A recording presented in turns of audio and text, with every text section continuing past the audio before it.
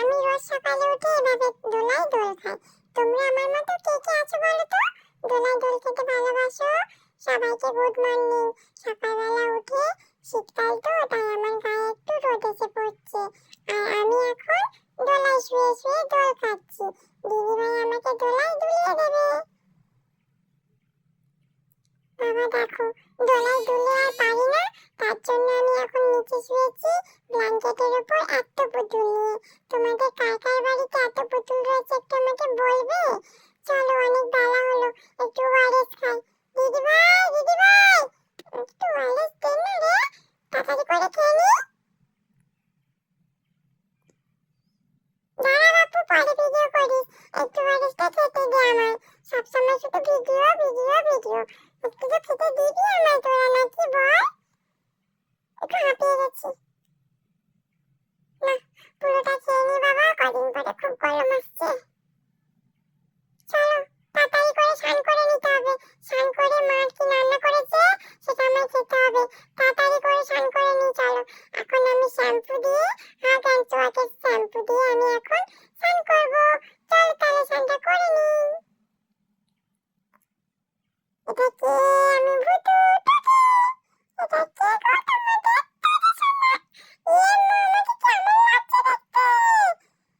এই তো দিদিভাই এবার রোদে আমাকে মুছিয়ে দিচ্ছে, আমার গা শুকিয়ে যাবে, ব্যাস তারপর আমি ঘরে চলে যাব। আমি কিন্তু রোজ এরকম ভাবে স্নান করে নিই, আমি কিন্তু একটুও দুষ্টু করি না। তোমরা কিন্তু একদম দুষ্টু করবে না, আমার মতো করে স্নান করে নেবে, গা মুছে নেবে। দেখলে দিদিভাই আমাকে কত সুন্দর স্নান করিয়ে গা মুছিয়ে দিল। চলো এবার আমি একটা ব্রাশ করে নিই। দেখেছো আমি কত সুন্দর করে চুল আলতে পারি, বসে বসে চুল আঁচড়াই। তোমরা একটু আমায় দেখো। এই পচা মেয়েটা তো আমাকে খুব ভালোবাসে, পচা মেয়েটার সঙ্গে তো সারাদিন আমি থাকি। মাম্মাম থাকে ঠিকই, পচা মেয়ে তো এখন অফিস যায় না, পচা মেয়ে এখন ডিউটি যায় না, তাই পচা মেয়ে সবসময় আমার সঙ্গে থাকে এখন।